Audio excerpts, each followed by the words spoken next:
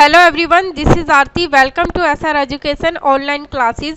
आज की क्लास में हम जो डिस्कस करेंगे पर्यावरण अध्ययन एनवायरमेंटल स्टडीज़ लेसन 5 यातायात या ट्रैवल के बारे में डिस्कस करेंगे। एमसीक्यू टेस्ट 10 नंबर के। चलिए डिस्कस करते हैं question number first. Question first में क्या है, भारत का सबसे लंबा राष्ट्रीय राजमार्ग कौन सा है वो आपको बताना है। ऑप्शन ए में क्या है NH1, या ऑप्शन बी रहेगा NH7, या ऑप्शन सी रहेगा NH2, या ऑप्शन डी रहेगा NH4। तो इसका राइट आंसर रहेगा ऑप्शन नंबर बी रहेगा। पहले के टाइम पे नेशनल हाईवे 7 था सबसे लंबा। वर्तमान में जो भारत का सबसे लंबा नेशनल हाईवे वो है 44। ये श्रीनगर से शुरू होता है और कन्याकुमारी में समाप्त होता है। अगले क्वेश्चन को डिस्कस करते हैं। देश में लंबाई की दृष्टि से सबसे छोटा राष्ट्रीय राजमार्ग कौन सा है वो आपको बताना है। कौन सा नेशनल हाईवे सबसे छोटा है। ऑप्शन ए में का NH45A, या ऑप्शन बी रहेगा NH47A, या ऑप्शन सी में का NH52A रहेगा, या ऑप्शन डी रहेगा NH1A। राइट आंसर रहेगा ऑप्शन नंबर बी रहेगा। नेशनल हाईवे 47A जो है देश में लंबाई की दृष्टि से सबसे छोटा नेशनल हाईवे माना जाता है। चलिए अगले क्वेश्चन को डिस्कस करते। राष्ट्रीय राजमार्ग संख्या 7 कितने राज्यों से होकर गुजरती है वो आपको बताना है। ऑप्शन ए में क्या है 4 राज्यों से गुजरती है, ऑप्शन बी में क्या है 5 राज्यों से गुजरती है, ऑप्शन सी में क्या है 6 राज्यों से गुजरती है, या ऑप्शन डी रहेगा 8 राज्यों से होकर गुजरती है नेशनल हाईवे। राइट आंसर रहेगा ऑप्शन नंबर सी रहेगा। 6 राज्यों से होकर गुजरती है। 6 राज्यों में कौन कौन से राज्य आते हैं। फर्स्ट पे आता है मध्य प्रदेश, सेकंड नंबर पे आता है उत्तर प्रदेश, थर्ड पे आता है महाराष्ट्र, 4 पे आता है आंध्र प्रदेश, 5th पे आता है कर्नाटका और 6 पे आता है तमिलनाडु। पर वर्तमान में अब यह भारत का सबसे लंबा राज्य मार्ग नहीं रहा है, और अब जो वर्तमान में जो नेशनल हाईवे सबसे लंबा वो है 44। ये श्रीनगर से शुरू होता है और कन्याकुमारी में समाप्त होता है। जब हम जीके में नेशनल हाईवे के बारे में डिस्कस करेंगे उसमें सारी चीज़ों को मैं डिटेल्स में आपको बताऊंगी। चलिए अगले क्वेश्चन को डिस्कस करते। ग्रांड ट्रंक रोड से संबंधित राष्ट्रीय राजमार्ग कौन कौन सा है वो बताना है।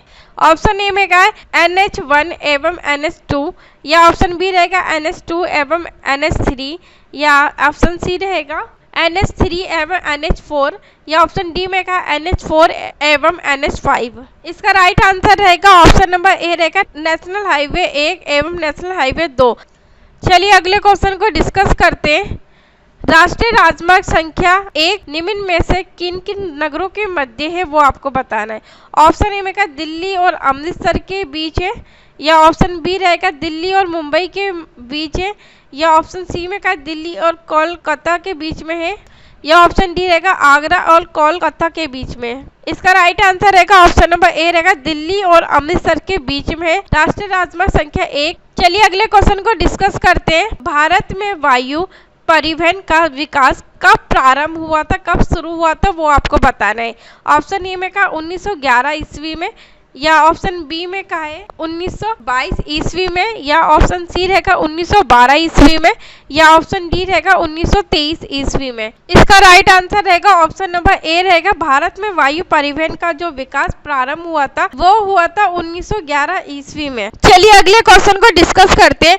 भारत में कितने जलमार्ग राष्ट्रीय जलमार्ग के रूप में अधिसूचित किए जा चुके हैं वो बताने। ऑप्शन ए में का है 3, ऑप्शन बी में का है 4, या ऑप्शन सी रहेगा 5, या ऑप्शन डी में का है 10। इसका राइट आंसर रहेगा ऑप्शन नंबर बी रहेगा 4। चलिए अगले क्वेश्चन को डिस्कस करते हैं। भारत के पूर्वी तट में सर्वश्रेष्ठ प्राकृतिक बंदरगाह कहाँ पर स्थित है वो बताना है।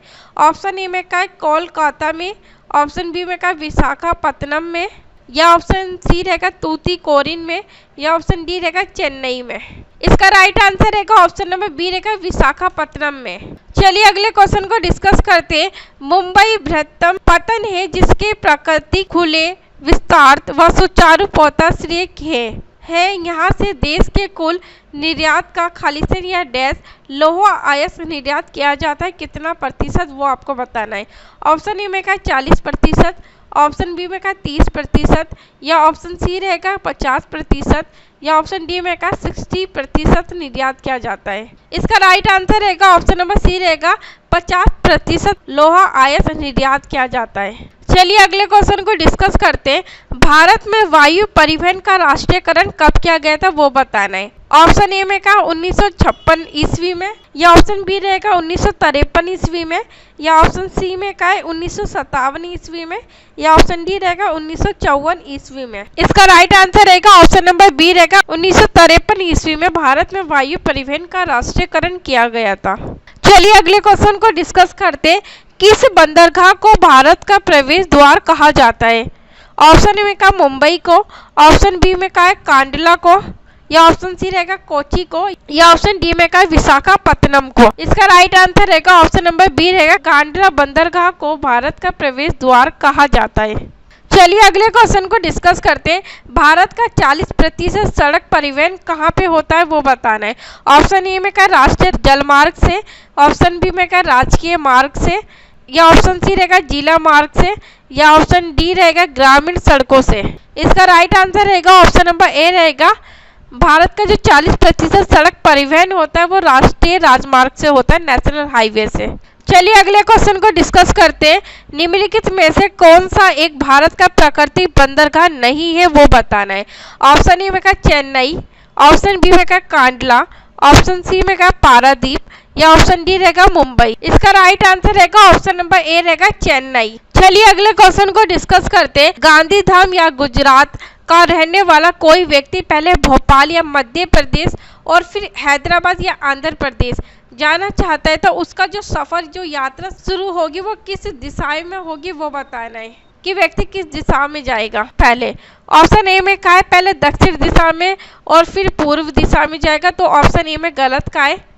और ऑप्शन बी में कहा है पहले पूर्व दिशा में और फिर दक्षिण दिशा में जाएगा।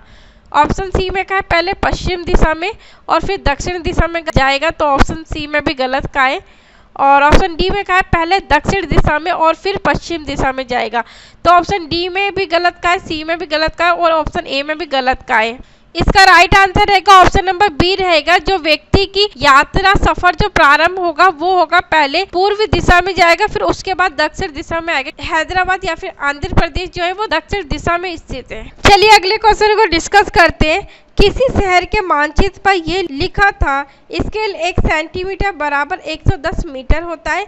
यदि मानचित्र पर किन्हीं दो स्थानों के बीच की दूरी 15 सेंटीमीटर है तो उन दोनों स्थानों के बीच की वास्तविक दूरी कितनी होगी वो आपको बताना है। ऑप्शन ए में कहा 1.65 किलोमीटर, ऑप्शन बी में कहा है 1165 किलोमीटर, या ऑप्शन सी रहेगा 1100 मीटर, या ऑप्शन डी में कहा है 1500 मीटर। इसका राइट आंसर रहेगा ऑप्शन नंबर ए रहेगा 1.65 मीटर। चलिए अगले क्वेश्चन को डिस्कस करते हैं कि अल-बरूनी कौन थे उनके बारे में आपको बताना है। ऑप्शन ए में कहा वे एक यात्री था जिसने भारत के लोगों की संस्कृति का अध्ययन करने के लिए कश्मीर से कन्याकुमारी तक की यात्रा की थी, तो ऑप्शन ए में गलत कहा है। ऑप्शन बी में कहा वे एक कुतुबशाही सुल्तान था जिसने हमारे देश में लगभग 40 वर्ष शासन किया था, तो ऑप्शन बी में भी गलत कहा है। ऑप्शन सी को भी देख लेते हैं। ऑप्शन सी में कहा है वे अफगानिस्तान का एक व्यापारी था जो हमारे देश में मेवों के बाजार का अध्ययन करने आया था, तो ऑप्शन सी में भी गलत कहा है। और ऑप्शन डी में कहा है वे उज्बेकिस्तान का यात्री था जिसने एक किताब लिखी जो हमारे देश के इतिहास के बारे में जानने में सहायक होती है, तो ऑप्शन डी इसका राइट आंसर रहेगा। क्योंकि ए बी और सी में गलत कहा गया है, जो दिए गए कथन है वो गलत रहेंगे। इसका right answer option number D रहेगा। अल-बरूनी जो थे वो वे उज्बेकिस्तान का यात्री था जिसने एक किताब लिखी जो हमारे देश के इतिहास के बारे में जानने में मदद करती है, हमारी सहायता करती है। जब हम हिस्ट्री का चैप्टर करेंगे तो उसमें अल-बरूनी के बारे में डिटेल्स में सारी चीजों को पढ़ेंगे। आज की क्लास को यही समाप्त करते हैं। अगली क्लास में अगले टेस्ट सीरीज से रिलेटेड क्वेश्चंस को डिस्कस करेंगे। अगर आपको सभी टेस्ट सीरीज की पीडीएफ चाहिए, पीडीएफ के लिए आपको टेलीग्राम चैनल पर ज्वाइन होना पड़ेगा जहां आपको डेली पीडीएफ प्रोवाइड की जाती है। थैंक यू सो मच हमसे जुड़ने के लिए।